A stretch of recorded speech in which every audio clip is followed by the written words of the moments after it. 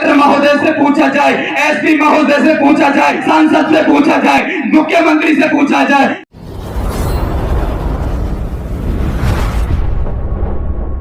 वो लोकतंत्र पे हमला करने के लिए कुछ भी कहते रहते हैं कि हम भारत को ये बनाएंगे, हम भारत को वो कर देंगे। फिर हम प्रशासन के पास जाते हैं, फिर हम कानून व्यवस्था वालों के पास जाते हैं कि भाई कार्यवाही करो, कि भाई कार्यवाही करो। लेकिन कार्यवाही हो कैसे जब सिस्टम में उनके लोग बैठे हुए हैं, सिस्टम में उनके लोग बैठे हुए हैं। कार्यवाही होगी कहां से? अरे हमारा तो साहब ये हाल है कि एक शायर कहता है कि हम तो आह भी करते हैं तो हो जाते हैं बदनाम, और वो कत्ल भी कर देते हैं तो चर्चा नहीं होता।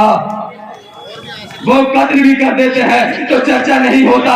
उसका रीजन क्या है, उसका उद्देश्य क्या है, उनका मकसद क्या है कि वो लोग सिस्टम में बैठे हैं। अब सिस्टम वाले लोगों से पूछा जाए, कलेक्टर महोदय से पूछा जाए, एसपी महोदय से पूछा जाए, एसपी महोदय से पूछा जाए, विधायक से पूछा जाए, सांसद से पूछा जाए, मुख्यमंत्री से पूछा जाए, राज्यपाल से पूछा जाए, राष्ट्रपति से पूछा जाए, प्रधानमंत्री से पूछा जाए, सबसे पूछ लो कि भाई आपका नाम ये है, आप भी उसी तरह के इंसान देखते हो जैसे हम हैं, आपको भी लोकतंत्र में उतना ही अधिकार है जितना कि हमारा।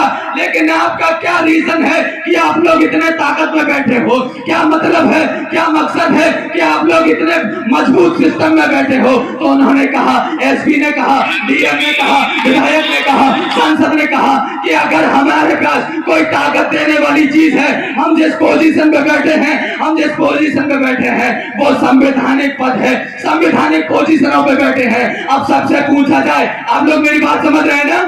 कौन कौन समझ रहा है? हाथ ऊपर करके बताएं। अब सबसे पूछा जाए, अब सबसे पूछा जाए कि आप सिस्टम में कैसे मजबूत होते हो, सिस्टम में कैसे बैठे हो, तो वो लोग यही कहेंगे कि हमारे पास जो पोजीशन है, हमारे पास जो ताकत है, हमारे पास जो वैल्यू है वो संविधान की दी हुई वैल्यू है। अब उनसे पूछा जाए कि आप क्या करते हो, तो वो यही कहेंगे कि हम वही करते हैं जो संविधान कहता है। अब उनसे पूछा जाए कि आप क्या नहीं करते हो, तो वो यह कहते दिखाई देंगे कि हम वो नहीं करते हैं जो संविधान मना करता है। बात समझ में आ गई? जो संविधान कहता है वो करते हैं, जो संविधान मना करता है वो नहीं करते हैं। अब उनसे पूछा जाए कि अगर संविधान मना करे तुम वो काम कर दो तो क्या होगा, तो वो लोग कहेंगे कि हम अपने ही देश की, अपनी ही व्यवस्थाओं की, कानून व्यवस्थाओं के निशाने पर खड़े हो जाएंगे। मेरे बात समझ में आ गई? जिम्मेदारों के बात समझ में आ गई कि जो संविधान कहे वो ये करते हैं, जो संविधान मना करे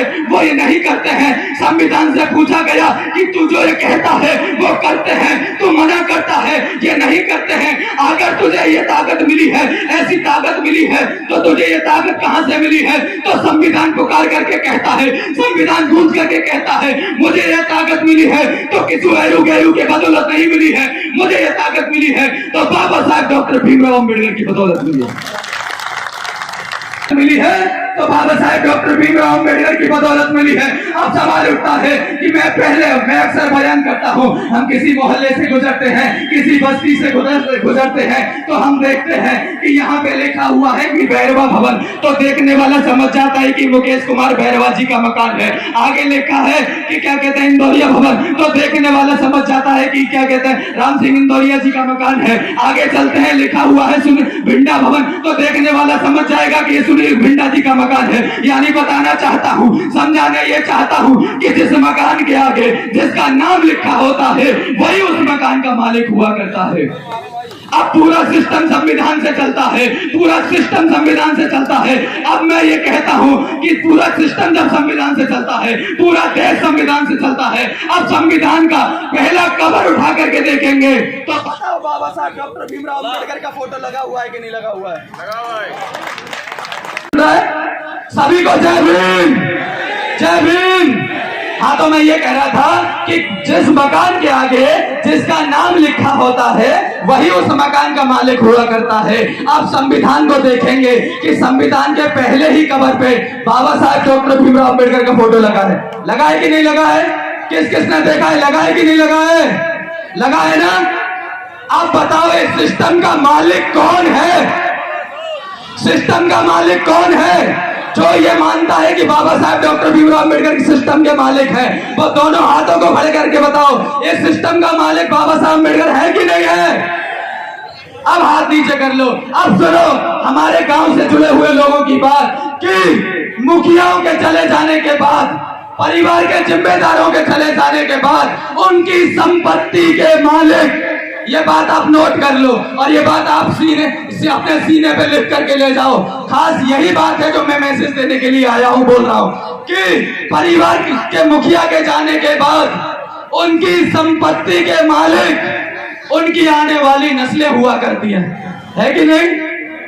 सही है?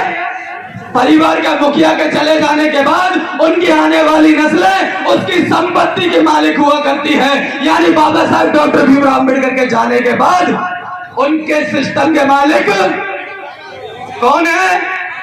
कौन है? अब अफसोस की बात सुनो कि जो सिस्टम के मालिक हैं वो आज गुलाम बने हुए बैठे हैं। जो सिस्टम के मालिक हैं वो गुलाम बने हुए बैठे हैं और जो गुलाम है वो मालिक बने हुए बैठे हैं।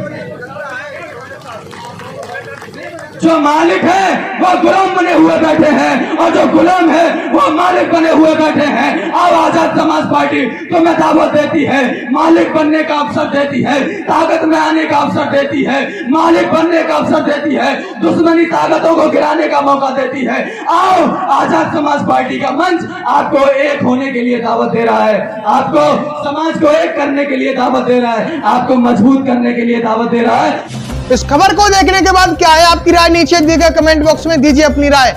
ऐसी तमाम बड़ी खबरों को देखने के लिए जुड़े रहिए हमारे साथ। खबर अच्छी लगे तो लाइक कीजिए और शेयर कीजिए और हाँ, चैनल को सब्सक्राइब कर घंटे वाली बटन को दबाना ना भूलिए।